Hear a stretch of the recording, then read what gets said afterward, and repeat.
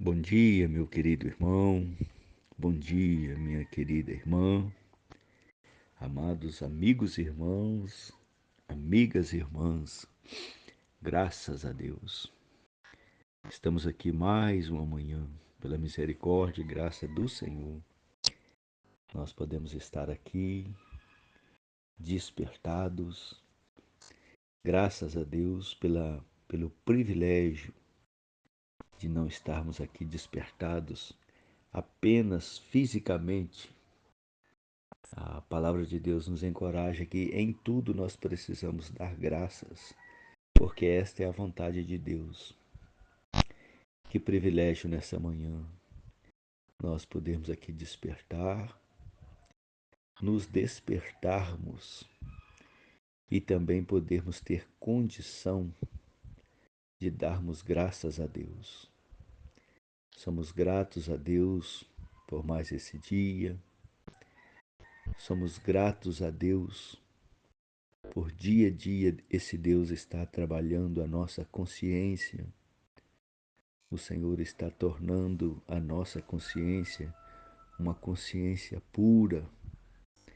Esses dias temos falado sobre a consciência e isso tem nos enchido de alegria, tem nos enchido de esperança.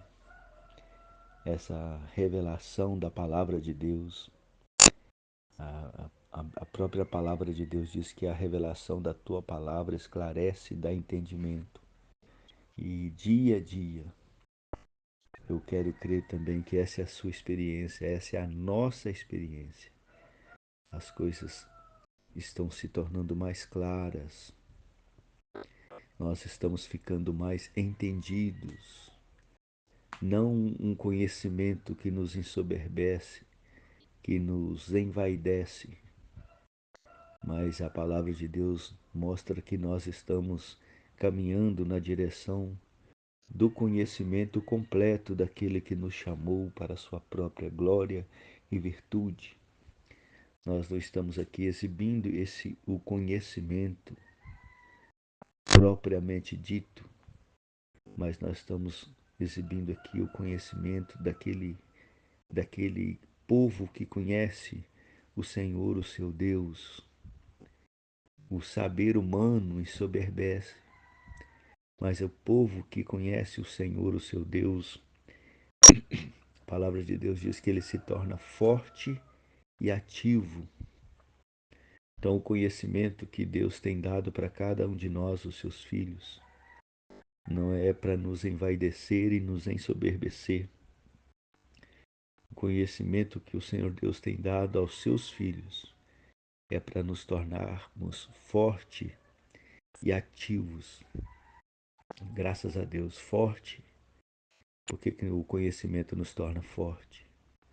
Porque ele leva-nos a perceber aquilo que como ser humano, o que essa frágil vida humana ela pode desfrutar.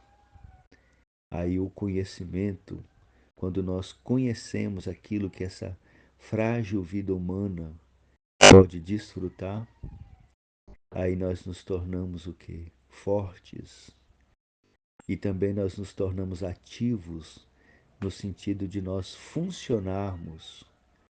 Um ser humano forte e ativo é um ser humano que conhece as possibilidades. Nós estamos aqui conhecendo possibilidades e nós estamos aqui agora funcionando, tendo consciência daquilo que a vida humana ela pode experimentar. Isso é um privilégio muito grande. Nós, para ilustrarmos isso, meu amigo irmão, minha amiga irmã, nós queremos pegar a figura de um elefante.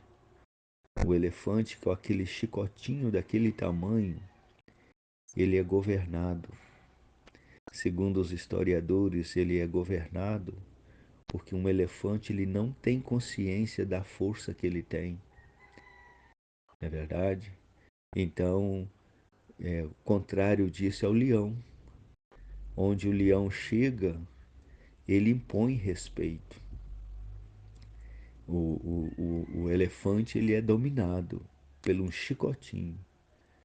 Mas o elefante, onde ele chega, O leão, onde ele chega, ele que marca o território. E é exatamente isso que Deus quer fazer com cada um de nós, meu amigo irmão, minha amiga irmã.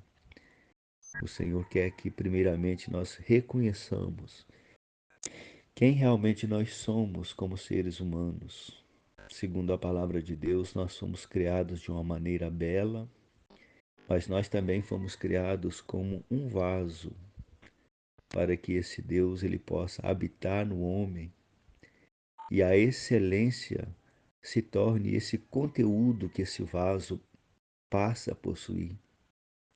E nós temos essa clareza que naquele dia que o Senhor ele veio habitar no nosso espírito, e nós já temos falado isso, desfrutando dessa experiência da regeneração, nós nos tornamos filhos de Deus, e neste momento, como filhos de Deus, a nossa vida humana ela goza do favor de nós sermos habitados pelo próprio Deus. E aí agora a excelência, a suprema grandeza desse poder que habita em nós, ele nos torna ativos, né?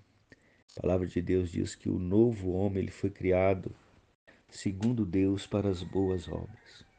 E dentro dessa visão de nós existirmos como um povo forte e ativo, nós queremos nessa manhã lermos os Salmos 32. Bem-aventurado aquele cuja iniquidade é perdoada e cujo pecado é coberto. Bem-aventurado o homem a quem o Senhor não atribui iniquidade e em cujo espírito não há dolo. Bem-aventurado aquele cuja iniquidade é perdoada. Dentro dessa visão, né, de nós estarmos aqui conhecendo o Senhor nosso Deus, como este povo que conhece o Senhor, o seu Deus, que se torna forte e ativo.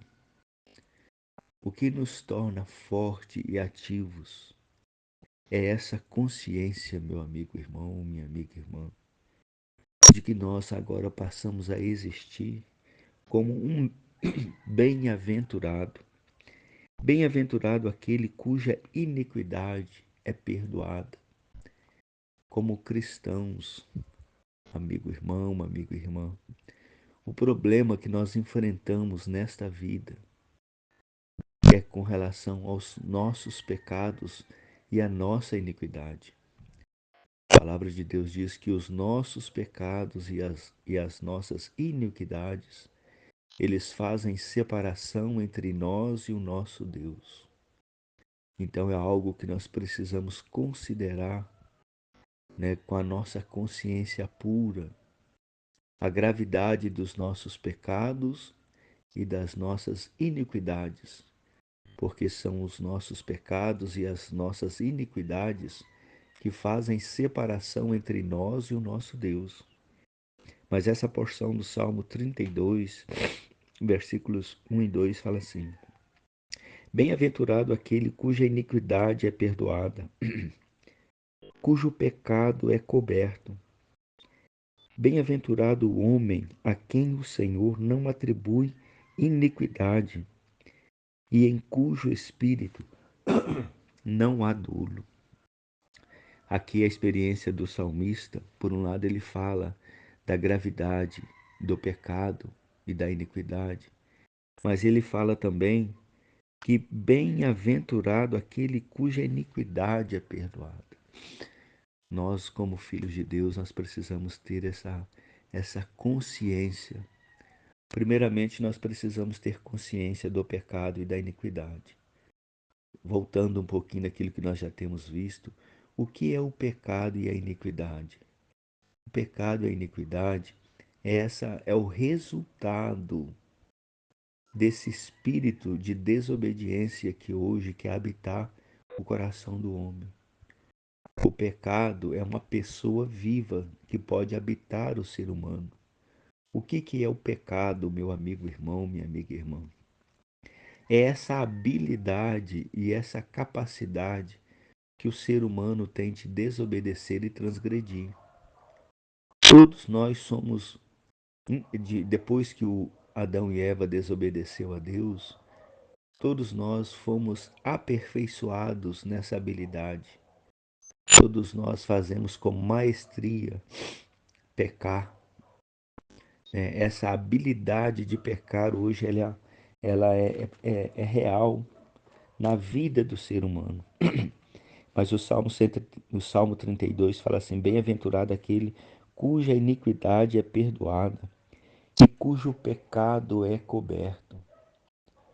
Na verdade, gozando dessa consciência pura, o que importa para o Filho de Deus é um fato: nós pecamos, nós transgredimos, mas o que faz a diferença na vida de um filho de Deus, daquele que tem a sua consciência pura, é que o seu pecado e a sua iniquidade, ele é perdoado. A palavra de Deus diz que nós pecamos e nós transgredimos. Mas a palavra de Deus também diz que o sangue de Jesus Cristo, Filho de Deus, nos purifica de todo o pecado. Então nós precisamos darmos uma aquietada diante desse fato. Se por um lado os nossos pecados e as nossas iniquidades fazem separação entre nós e o nosso Deus, do outro lado, o sangue de Jesus Cristo, Filho de Deus, que foi derramado, nos purifica de todo o pecado. E agora o versículo 2 fala assim: bem-aventurado o homem a quem o Senhor não atribui iniquidade. Ou seja, bem-aventurado o homem a quem o Senhor não atribui culpa, não atribui, não acredita na sua conta culpa. Essa é a consciência, meu amigo irmão, minha amiga irmã, que nós, como um regenerado em Cristo Jesus, precisamos ter. Nós pecamos, mas o Senhor nos perdoa. Então, diante dessa realidade, eu posso pecar, então, porque o Senhor me perdoa. Não é isso, meu amigo irmão. A palavra de Deus diz que a origem do pecado é lá no jardim do Éden, quando Adão e Eva desobedeceram a Deus, comendo de um fruto que era ordenado que não comesse. E quando houve aquela desobediência, nasce o pecado. E ali mesmo no jardim do Éden, para resolver o problema do pecado, Deus ele matou um cordeiro. E esse cordeiro, ele tomou a pele deste animal e cobriu Adão e Eva, que uma das consequências do pecado de Adão e Eva foram eles se perceberem nus. E hoje também transportando para este momento que nós estamos vivendo. Hoje nós pecamos, igualmente pecamos. Mas a palavra de Deus nos diz que Jesus Cristo, ele morreu como esse cordeiro substituto. O Senhor, a palavra de Deus diz que o Senhor Jesus, no Evangelho de João, ele é apresentado por João Batista como o Cordeiro de Deus que tira o pecado do mundo. Hoje, na nossa experiência, nós pecamos, mas os nossos pecados, os que nós cometemos no passado, os que nós cometemos no presente e até os pecados futuros que nós poderemos cometer, eles são lançados sobre Cristo Jesus. Quando Deus olha para o ser humano, ele nos vê debaixo do sangue de Cristo. Como um filho de Deus, meu amigo irmão, minha amiga irmã, você é visto debaixo do sangue de Cristo. Deus não olha a sua pessoa diretamente. Deus ele não te olha como um pecador, mas ele te olha como um regenerado, um redimido. Deus ele não te vê como um pecador. Ele te vê como um redimido. Ele te vê como alguém que pecou e que peca, mas ele te vê como um redimido. O que que ele te vê como redimido? Deus, ele vê todas as nossas culpas sobre Jesus. Todos os nossos pecados e as nossas iniquidades são lançadas sobre Jesus. E nós, olha, o homem Jesus, a palavra de Deus diz que ele foi feito maldição em nosso lugar. Maldito todo aquele que é pendurado no madeiro. O Senhor Jesus, enquanto viveu aqui nessa terra, ele assumiu uma posição de maldito para que você, meu amigo, irmão, eu e você, fôssemos bendito. A palavra de Deus diz que bendito que vem em nome do Senhor estava se relacionando à pessoa do Senhor Jesus. Mas naquele momento que ele assumiu o nosso lugar na cruz, ele aqui nessa terra assumiu um lugar de maldito, para que nós hoje existíssemos como um bendito. Nós não conseguimos entender a grandiosidade e a preciosidade disso, meu amigo irmão. Mas tudo o que nós podemos fazer nessa manhã é existirmos como um perdoado, é existirmos como um reconciliado com Deus, é existirmos como um aproximados de Deus. A palavra de Deus diz que nós fomos aproximados de Deus. Existia uma separação entre Deus e o homem, que eram os nossos pecados e as nossas iniquidades. Mas o Senhor, ele levou a culpa de todos nós.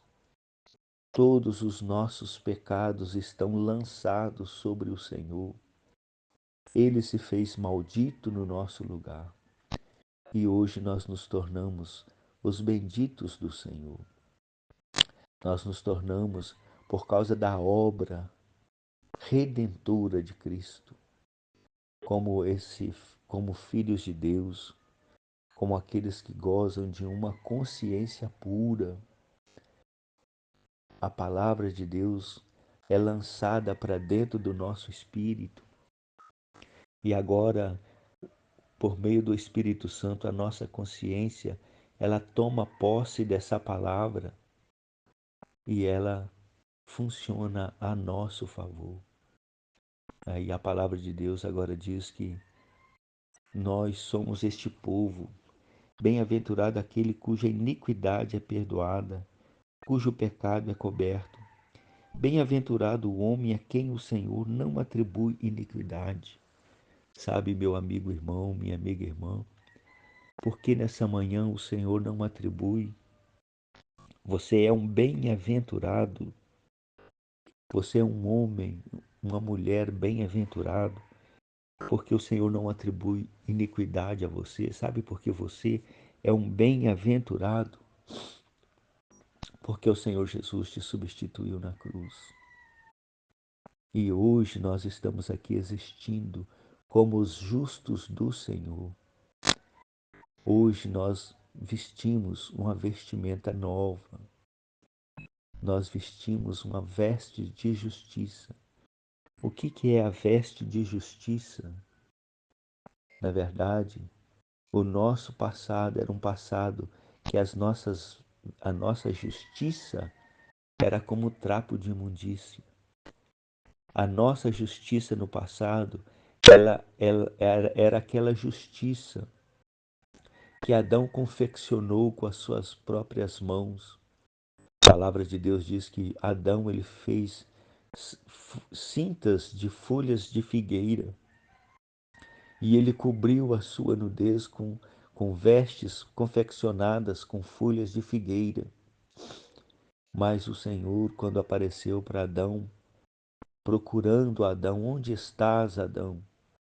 Aí a palavra de Deus diz que Adão ele declarou: eu estou nu, eu me escondi por isso.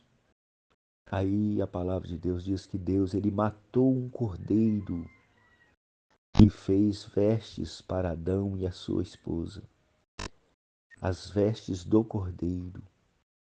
Essas vestes de justiça, a palavra de Deus fala que esse Cordeiro de Deus, ele foi morto desde a fundação do mundo. A palavra de Deus diz que agora nós somos vestidos com as vestes desse Cordeiro, assim como Adão e Eva tiveram trocadas as suas vestes de figueira por a veste daquele animal que foi morto por eles, que agora Adão e Eva passaram a vestir a vestimentas de peles de um animal. E a palavra de Deus diz que aquele animal que foi morto, na verdade, ele tipificava a pessoa do Senhor Jesus. Então hoje, meu amigo irmão, minha amiga irmã, você pode existir aqui nessa terra como os justos do Senhor. Você pode fazer parte deste grupo dos justos do Senhor. Mas saiba, meu amigo irmão, que esse privilégio é porque o Senhor Jesus, ele foi à cruz. Ele levou sobre os seus ombros toda a iniquidade de todos nós. A palavra de Deus diz que ele levou sobre si todas as nossas culpas.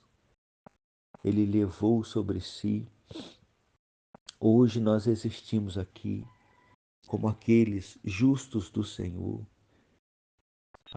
As vestes de justiça hoje, esse versículo 2 é o retrato das vestes de justiça. Olha só. Bem-aventurado o homem a quem o Senhor não atribui iniquidade. Eu e você, nós pecamos, mas Deus lança essas iniquidades sobre os ombros do Senhor Jesus. Quando Deus olha para a minha pessoa e para a sua pessoa, quando Deus olha as minhas, o meu estado, ele me vê debaixo do sangue de Cristo. A palavra de Deus diz que o sangue de Jesus, ele fala coisas superiores. Ele clama por justiça. Então, quando Deus olha, ele nos vê debaixo do sangue de Cristo. Então, isso é um privilégio que, como cristãos, como esse regenerado, como esse redimido, como esse reconciliado com Deus desfruta, é de poder existir diante de Deus como os justos do Senhor. E qual é a porção e como eu tomo posse, meu amigo irmão, dessa justiça? Olha que fala o prosseguimento do Salmo 32. Olha. Enquanto eu calei os meus pecados, envelhecer os meus ossos, pelos meus constantes gemidos todos os dias. Enquanto eu calei os meus pecados. Nós estamos falando de uma consciência pura. E essa consciência, ela se tornou pura, porque a palavra de Deus, o Senhor tem nos falado, que as minhas palavras são espírito e são vida. Então creia, meu amigo irmão, que lá dentro do seu espírito, agora se tornou um depósito da palavra de Deus. E esse depósito, que é o seu espírito agora, que é onde a palavra de Deus está sendo colocada, é de lá que a sua consciência está bebendo para poder arguir você, para poder interpelar você. É de lá do seu espírito que, nós falamos que a nossa consciência, ela é o porta-voz do Espírito. A nossa consciência é o porta-voz do Espírito Santo. A voz do Espírito Santo chega até nós por meio da nossa consciência pura. Então, nós estamos falando de uma experiência de existirmos como um povo a quem Deus não atribui culpa, mas não atribui culpa porque a nossa culpa já foi paga. Nós não temos dívida porque a nossa dívida, em Colossenses 2,14, fala que o Senhor, ele cancelou todo o registro de dívida que era contra nós e nos era prejudicial. Quando o Senhor Jesus Cristo morreu na cruz, meu amigo irmão, minha amiga irmã, os nossos pecados, os pecados do passado, os pecados do presente, os pecados do futuro, eles foram cancelados. Todo o registro de dívida que havia contra nós, eles foram cancelados. Mas e agora, agora então, como é que eu estou livre? Eu posso pecar? Eu posso então viver a minha vida? Nós não estamos falando de existir, meu amigo irmão, minha amiga irmã, como se Deus, vivermos como se Deus não existisse. O que esse Deus espera de nós? Ele espera que nós, por meio de uma consciência pura, que nos interpela e que tem agora argumentos, que é a palavra de Deus, que bebe dessa fonte que é a palavra de Deus, que essa consciência nos interpele. Olha o que fala o versículo 3: enquanto eu calei os meus pecados.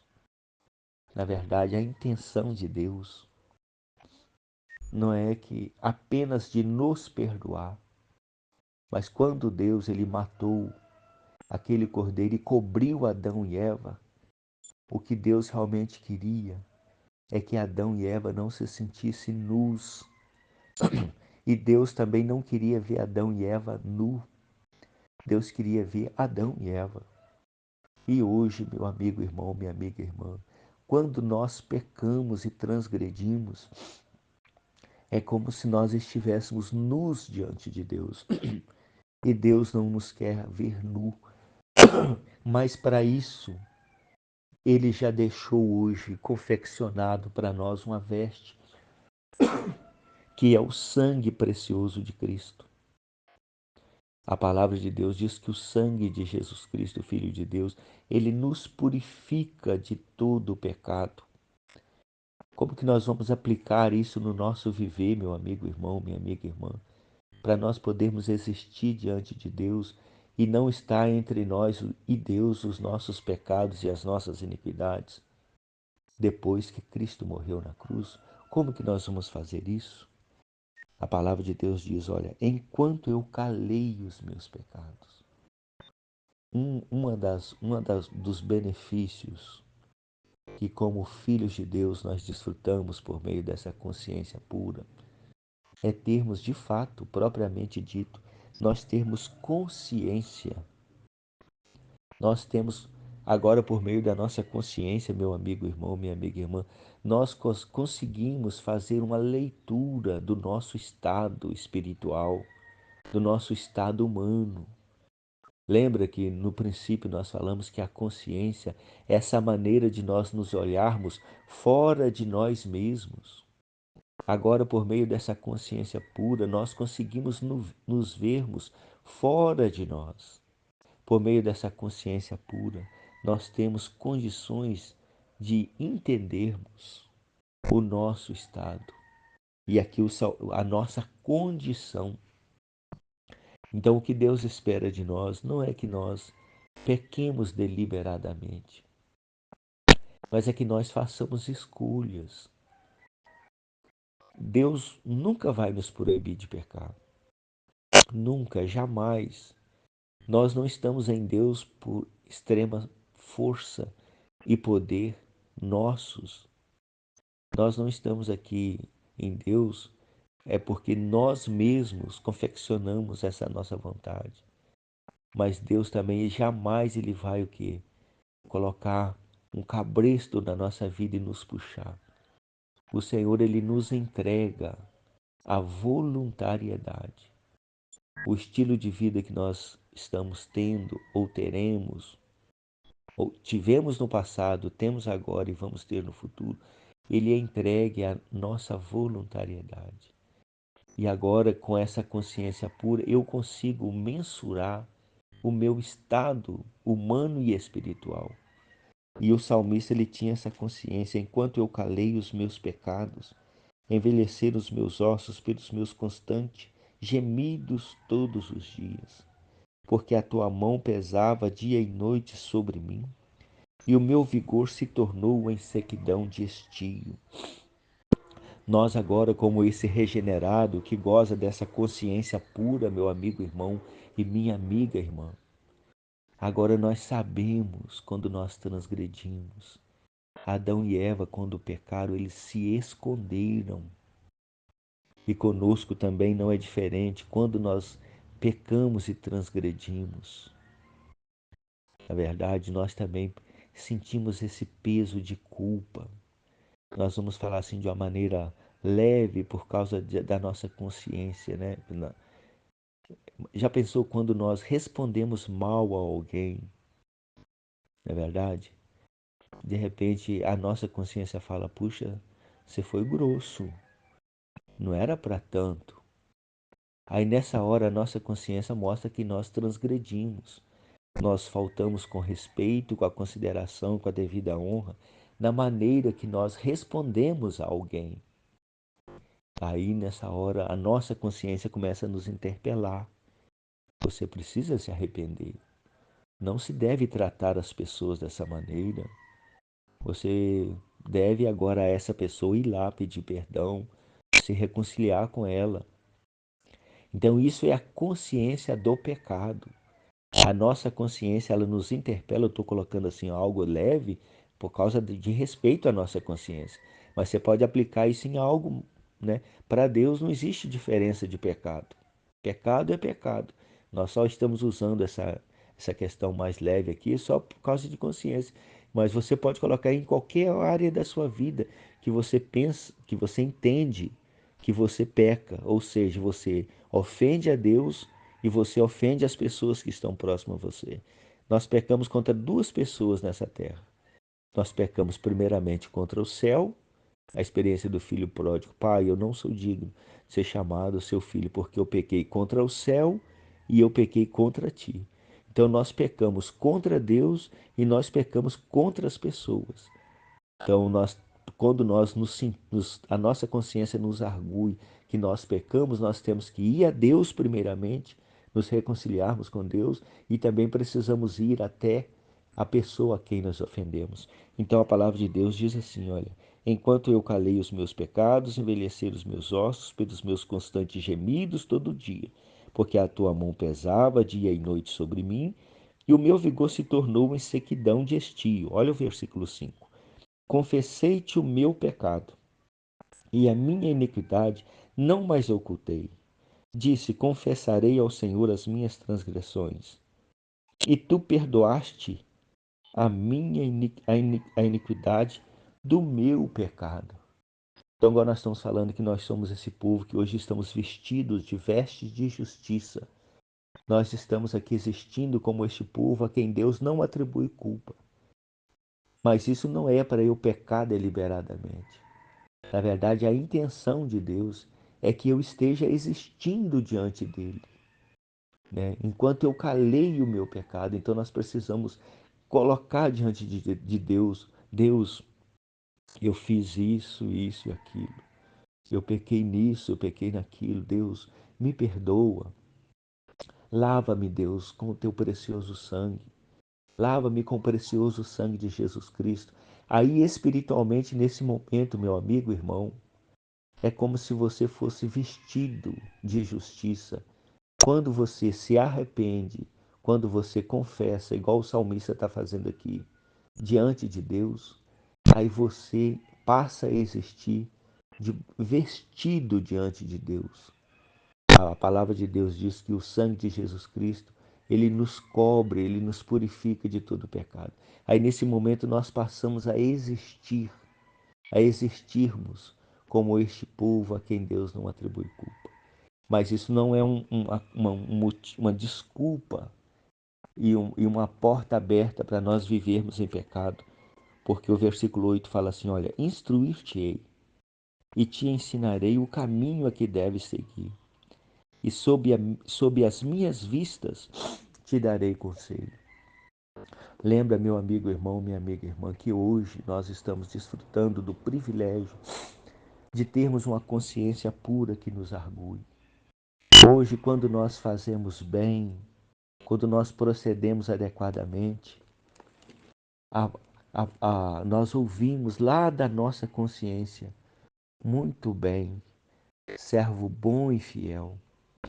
Foste fiel no pouco, sobre o muito te colocarei.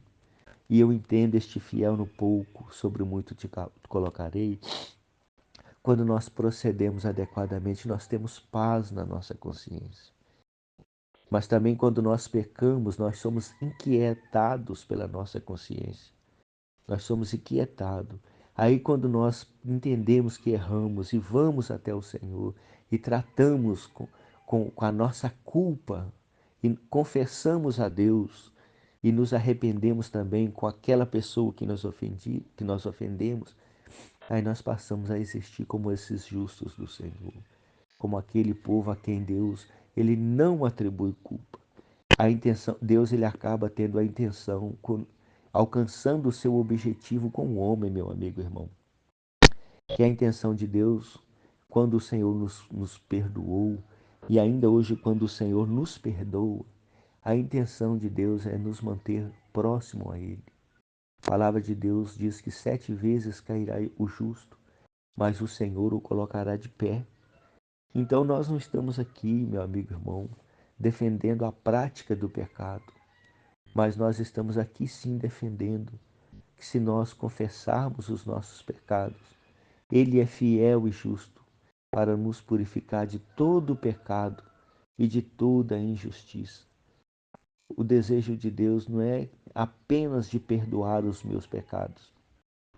O desejo de Deus é que eu não o afaste da sua presença por meio dos pecados e da iniquidade, que é algo que é possível ao ser humano pecar, mas algo também que Deus espera que nós venhamos nos voltarmos a Ele, nos reconciliarmos com Ele, para que nós possamos existir debaixo dos olhos do Senhor. O Senhor não abre mão da nossa presença, meu amigo irmão. Muitas das vezes os pecados e as iniquidades nos separam do Senhor, mas como um regenerado em Cristo Jesus, nós podemos declarar: o nosso prazer não é viver na prática do pecado. O nosso prazer é existirmos debaixo dos olhos do Senhor. O prazer daquele salvo em Cristo Jesus é o que fala esse versículo 8 do Salmo 32. Instruir-te-ei e te ensinarei o caminho que deves seguir.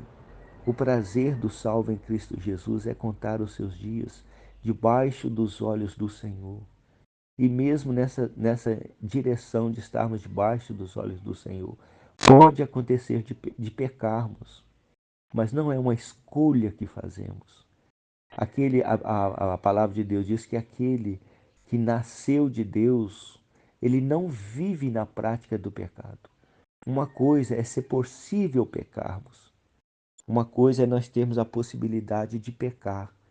Outra coisa é nós escolhermos deliberadamente vivermos debaixo da ação dos pecados.